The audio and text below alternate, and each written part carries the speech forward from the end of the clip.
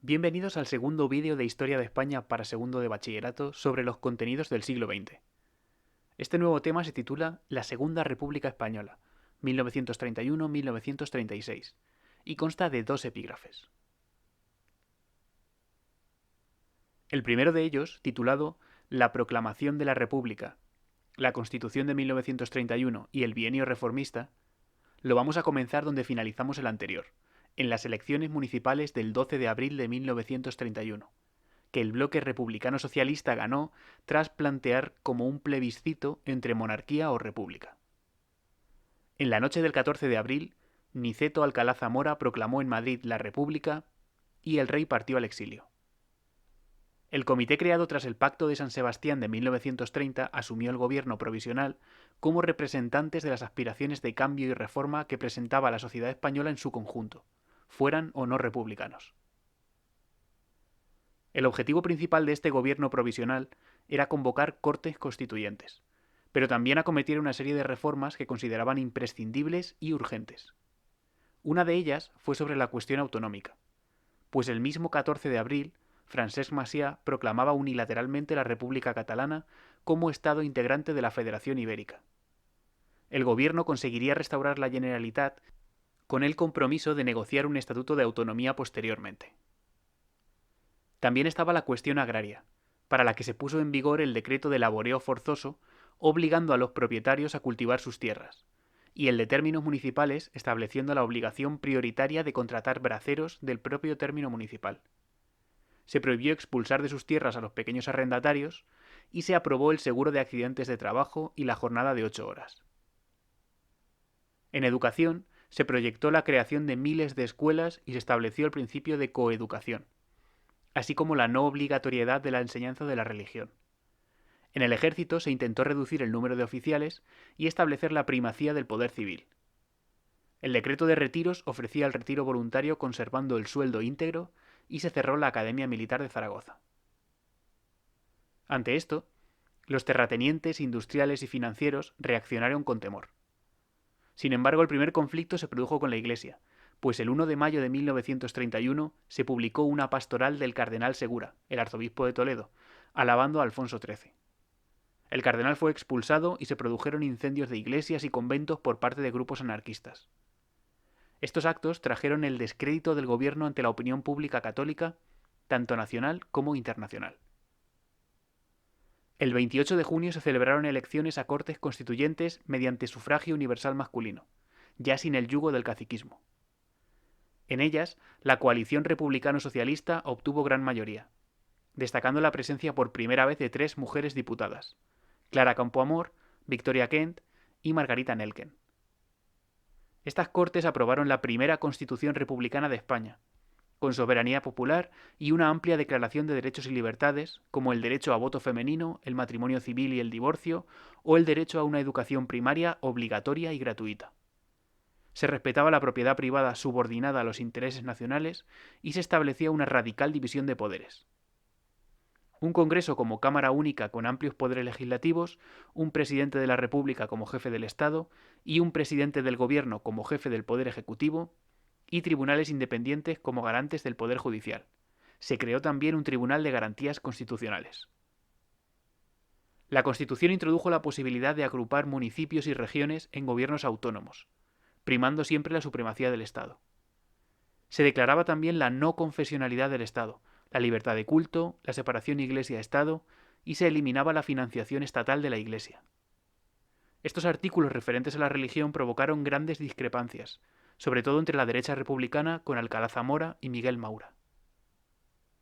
La Constitución se aprobó el 9 de diciembre de 1931, pero nació sin consenso de todas las fuerzas políticas.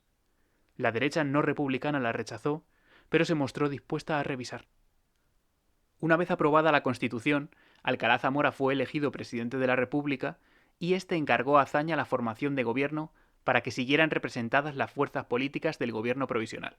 Pero Azaña optó por gobernar con la Alianza Republicano-Socialista para primar la estabilidad. Este momento coincide con la crisis económica mundial de 1929, que afectó a España en sus exportaciones. Pero los problemas económicos se debieron más a lo que ya se arrastraba de etapas anteriores, lo que dificultó las reformas. En política religiosa, el gobierno quiso separar Iglesia y Estado. Se promulgó la Ley de Divorcio de 1932 y se disolvió la Compañía de Jesús. La Ley de Confesiones y Congregaciones Religiosas de 1933 provocó que el Estado dejara de subvencionar la religión y cerrara los centros docentes religiosos, lo que causó una ofensiva de la Iglesia y la prensa católica contra el gobierno. En política educativa y cultural se construyeron unas 13.000 escuelas y se aumentó el presupuesto educativo del 5,5 al 7%. Para llevar la cultura a los ámbitos rurales, se aumentó la red de bibliotecas y se crearon las misiones pedagógicas, caravanas con libros, compañías de teatro y proyectores cinematográficos en las que colaboraron personas como María Zambrano, Manuel Machado, Miguel Hernández o Federico García Lorca. En política laboral, el ministro de Trabajo, el socialista Largo Caballero, prosiguió la política del gobierno provisional con leyes como la Ley de Contratos de Trabajo para regular asuntos laborales en convenios colectivos para proteger al trabajador, la Ley de Jurados Mixtos que creaba esos organismos para arbitrar conflictos laborales y la Ley de Asociaciones Obreras que regulaba los sindicatos. En política territorial, la organización del Estado era un problema arrastrado desde la Restauración por el surgimiento del regionalismo. La primera en iniciar el proceso recogido en la Constitución fue Cataluña, con Esquerra Republicana, que había desplazado a la Lliga.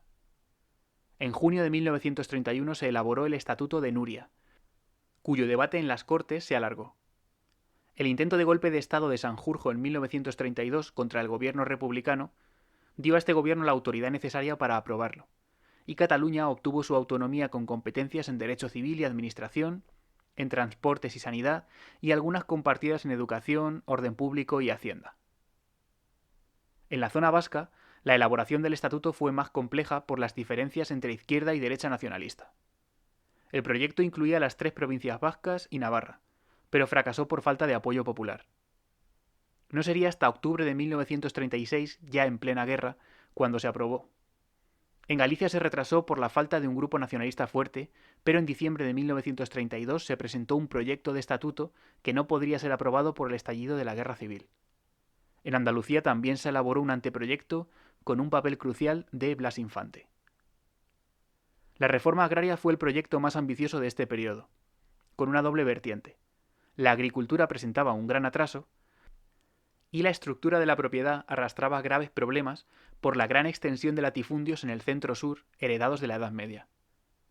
La ley de 1932 establecía 4 tipos de tierras expropiables, siempre bajo indemnización: los antiguos señoríos, las tierras mal cultivadas, las permanentemente arrendadas y las de regadío que no se regaran. El ya mencionado intento de golpe de Estado de Sanjurjo tuvo un doble efecto en esta política. Se expropiaron tierras sin indemnización de aristócratas que hubieran apoyado el golpe y se aceleró la aprobación de la ley. La aplicación de esta ley quedó en manos del Instituto para la Reforma Agraria, que al ser dotado con un presupuesto insuficiente para el ambicioso proyecto, produjo resultados muy limitados. Además, la izquierda republicana, en su mayoría burguesa, no estaba muy interesada en estos problemas, lo que, unido a la oposición de la derecha y los grandes propietarios, hizo fracasar el proyecto. Los jornaleros, frustrados por la lentitud de las reformas, estallaron en insurrecciones anarquistas con trágicos enfrentamientos con las fuerzas de orden público, como en Casasviejas, Cádiz y en el Alto Llobregat. Estos problemas disgustaron a las élites económicas, sociales e ideológicas, y también a las clases medias, que primaban siempre la estabilidad y la tranquilidad social, y se fueron agrupando en torno a partidos conservadores y nuevas organizaciones fascistas y autoritarias. El centro derecha se organizó en torno al Partido Radical de Lerroux, y en 1933 surgió la Confederación Española de Derechas Autónomas, o CEDA, de José María Gil Robles. Los sectores monárquicos crearon Renovación Española con José Calvo Sotelo, y los carlistas se organizaron en Comunión Tradicionalista. En octubre de 1933 se fundaron los grupos fascistas de las Juntas de Ofensiva Nacional Sindicalista y de Falange Española, esta última con José Antonio Primo de Rivera, hijo del dictador. A nivel militar se crea ese mismo año la Unión Militar Española. Ante el malestar general, el gobierno dimitió en septiembre de 1933 y Alcalá Zamora disolvió las Cortes y convocó elecciones para noviembre. Estas elecciones darían el triunfo a los partidos de centro y de derecha, iniciando el llamado Bienio Radical Cedista. Comenzamos en este punto el segundo epígrafe del tema, titulado El bienio radical-cedista y el triunfo del Frente Popular. Arrancamos en las elecciones de noviembre de 1933, que se celebraron con una nueva ley electoral que favorecía las alianzas y que permitía el voto femenino por primera vez en la historia de España. Recordamos, al igual que en el final del epígrafe anterior, que justo antes de las elecciones se había fundado Falange Española con José Antonio Primo de Rivera, de ideología muy cercana al fascismo. Las elecciones dieron la victoria a la Confederación Española de Derechas Autónomas y al Partido Radical, algo que se puede explicar por los beneficios de haberse presentado en coalición la CEDA y los monárquicos antirrepublicanos, con la revisión de las reformas del bienio anterior como programa electoral. Además, los socialistas desoyeron a su dirigente, Indalecio Prieto, y se negaron a reeditar su alianza con los republicanos de izquierda. El primer gobierno lo protagonizó el Partido Radical entre diciembre de 1933 y octubre de 1934, presidido por Lerroux con el apoyo de la CEDA. Se revisó la política religiosa anulando la aplicación de la Ley de Confesiones y Congregaciones Religiosas. Los colegios católicos siguieron funcionando, y el Estado sufragó a la Iglesia. También se revisó la política laboral y la agraria, modificando los jurados mixtos y devolviendo tierras confiscadas a la aristocracia. Además, se aprobó una ley de amnistía para perdonar a los culpables del intento de golpe de Estado de 1932. Estas medidas no gustaron a un sector del Partido Radical, que se escindió y formó Unión Republicana con Martínez Barrio. Los republicanos de izquierda, mientras tanto, comenzaron a recuperarse de la derrota electoral en torno a Manuel Azaña, en Izquierda Republicana. Los mayores problemas de los gobiernos radicales cristalizaron en el verano de 1934. Los propietarios agrarios incumplían las leyes laborales y en junio de 1934 se produjo una huelga general de campesinos, con docenas de muertos y encarcelados. Ese verano estalló un conflicto de competencias con la Generalitat catalana y en el País Vasco se agudizó el problema autonomista al bloquearse en el Congreso su propuesta de autonomía. En mayo de 1934 se había formado una alianza obrera entre el PSOE y la UGT para combatir el fascismo y establecer una república federal socialista, basada en un programa revolucionario de Largo Caballero, líder de la UGT, que incluía la nacionalización de la tierra y la disolución de las órdenes religiosas y el ejército. A principios de octubre de 1934, la CEDA exigió entrar en el gobierno y los socialistas promovieron una insurrección con la justificación de impedir que Gil Robles acabara con la República, comparándolo con casos como el de Hitler en Alemania. La revolución se desató ese mismo mes de octubre, con la convocatoria de una huelga general por el Comité de Largo Caballero, que fracasaría, pero que cristalizó en una revuelta nacionalista en Cataluña y un levantamiento obrero en Asturias. En Cataluña, Lluís Companys proclamó el Estado catalán dentro de la República Federal Española, lo que hizo que el gobierno enviara al ejército. En Asturias se produjo una auténtica revolución social alimentada por la alianza de UGT, CNT y los comunistas. Grupos de mineros armados ocuparon la cuenca minera y las ciudades de Avilés y Gijón, llegando a tomar incluso el centro de Oviedo. El gobierno declaró el estado de guerra y recurrió al ejército de Marruecos, que llevó a cabo una brutal represión con más de 1 millar de muertos. Se detuvo a unas 30.000 personas, se torturó a cientos de personas y se pronunciaron 20 condenas a muerte, aunque solo se ejecutaron 2. Azaña, que ni siquiera había participado, fue acusado de rebelión y encarcelado. La CEDA exigió represión hasta sus últimas consecuencias y Lerroux se vio forzado a formar gobierno con mayoría cedista. Desde ese momento se aceleró la modificación de las reformas del bienio anterior. Se desmontaron las reformas sociales y laborales, se dio el alto mando militar a los generales antiazañistas, Fanjul, Mola y Franco, y se planteó una reforma constitucional. Pero antes de emprender esa reforma, estalló una crisis debido a unos escándalos de corrupción del Partido Radical, el del extraperlo y el caso Nombela.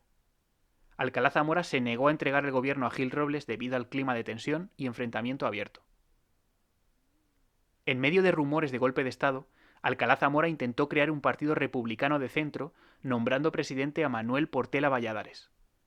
Pero ante la imposibilidad de gobernar sin apoyos parlamentarios, el presidente disolvió las Cortes y convocó elecciones para febrero de 1936. Esas elecciones serían las últimas democráticas en España durante más de 40 años. La campaña electoral estuvo rodeada de mucha tensión y agitación, pero tuvieron gran participación. Incluso los anarquistas de la CNT, contrarios a la participación política, recomendaron votar. Los partidos de izquierda formaron un gran bloque llamado Frente Popular, basado en la amnistía a los presos por los sucesos de 1934 y la recuperación de las reformas del primer bienio. Las derechas y el centro se presentaron desunidos. Este bloque favoreció una amplia mayoría de diputados para la izquierda, a pesar de que su victoria fuera ajustada en las elecciones. Triunfaron en las grandes ciudades, Extremadura, Asturias y la zona mediterránea. La derecha ganó en las Castillas, Aragón, Navarra y zonas del País Vasco. El presidente Alcalá Zamora encargó gobierno a Manuel Azaña sin la participación de los socialistas esta vez, ya que se negaron a pesar de la insistencia de Indalecio Prieto. Se concedió la amnistía general a los presos de 1934 y se restableció la autonomía catalana. Se obligó a los empresarios a readmitir a los despedidos por aquellos sucesos y se reanudó el proceso reformista. Se produjo entonces una masiva ocupación de tierras en las zonas latifundistas que el Instituto para la Reforma Agraria se limitó a legalizar. Desde la derecha, estos hechos fueron percibidos con gran alarma, considerándolos como actos revolucionarios. Además, volvió a escena el enfrentamiento Iglesia-Estado. Con las nuevas Cortes, Alcalá Zamora fue destituido y Azaña fue nombrado presidente de la República, encargando la jefatura del gobierno a Santiago Casares Quiroga. Mientras tanto, todo se radicalizaba y los distintos sectores sociales y políticos se alineaban con las posturas revolucionarias de los anarquistas y de la UGT de Largo Caballero por un lado y de Falange por otro. Se produjeron constantes enfrentamientos callejeros entre uno y otro bando, a lo que el gobierno reaccionó deteniendo a José Antonio Primo de Rivera y cerrando las sedes de Falange. Pero la violencia continuó y el 13 de julio fue asesinado el diputado Calvo Sotelo como represalia por el asesinato del teniente Castillo de la Guardia de Asalto. Además, el gobierno tuvo que enfrentarse a una crisis económica que produjo el aumento de precios, la caída de la peseta, la reducción de la producción y el aumento del desempleo. Los empresarios tomaron una postura hostil y entre mayo y junio se produjeron huelgas multitudinarias y violentas. Se orquestó en todo este periodo una conspiración militar que se reunió en marzo en Madrid y nombró líder al general Sanjurjo, en el exilio. El gobierno, conocedor de la trama, dispersó a sus cabecillas intentando alejarlos. Mola fue el encargado de dirigir este levantamiento, organizado para acometerse con gran violencia, declarando el estado de guerra y deteniendo y eliminando a los principales dirigentes de izquierda. Las sublevaciones debían ser simultáneas en varias zonas y una vez tomada la capital se formaría una junta de generales que sustituiría al gobierno. La fecha se fijó para el 18 de julio. El general Franco se sumó al golpe 3 días antes. El 17 de julio se inició la sublevación en el Protectorado de Marruecos y al día siguiente, el 18, se sumaron otras guarniciones de la península. El fracaso de esta rebelión militar y la incapacidad del gobierno para sofocarla totalmente derivó en una trágica y sangrienta guerra civil que duró 3 años y diezmó al país. Finalizamos aquí nuestro tema, siendo el punto desde el que lo retomaremos en el tema siguiente.